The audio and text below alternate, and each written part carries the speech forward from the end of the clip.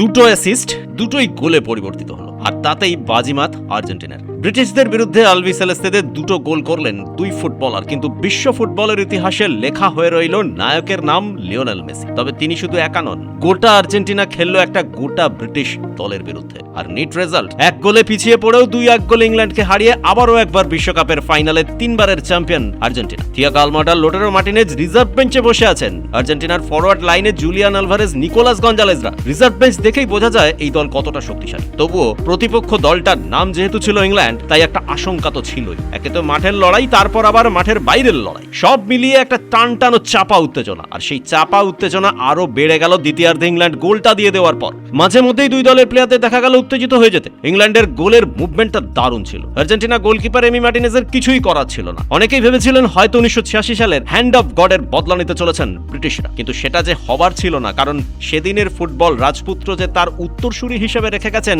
আজকের ফুটবল রাজকুমারকে।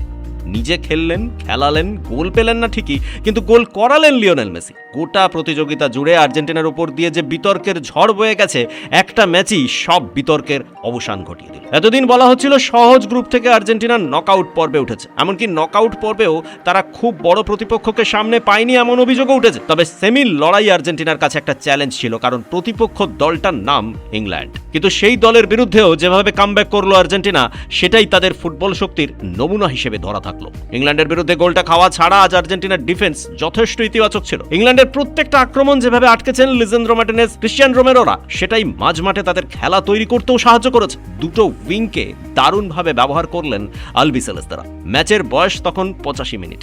ডান দিক থেকে লিওনেল মেসি দুটো ডজ করে বল দিলেন এনজো ফার্নান্ডেজকে। ডান পায়ের দুর্দান্ত এক দূরপাল্লা শটে বিশ্বমানের গোল করে এনজো বুঝিয়ে দিলেন এই আর্জেন্টিনা কেন সেরা। কয়েক মিনিটের মধ্যেই মাঠে নামলেন লোটারো মার্টিনেজ। ম্যাচের ইনজুরি টাইমে লিওনেল মেসি ফের ডান দিক থেকে একটা দুর্দান্ত ক্রস রাখলেন ডি বক্সের ভেতরে। দুর্দান্ত হেডে গোল করে আর্জেন্টিনার জয় লিখে দিলেন লোটারো মার্টিনেজ। পরপর দুবার বিশ্বকাপ ফাইনালে আর্জেন্টিনা। শেষবার এমন দৃশ্য দেখা গিয়েছিল 1986 ও 1990 সালে। 86-তে বিশ্ব চ্যাম্পিয়ন আর্জেন্টিনা, আর 90-এ জার্মানিকে দেওয়া বিতর্কিত পেনাল্টিতে রানার্স আপ মারাদোনার আর্জেন্টিনা।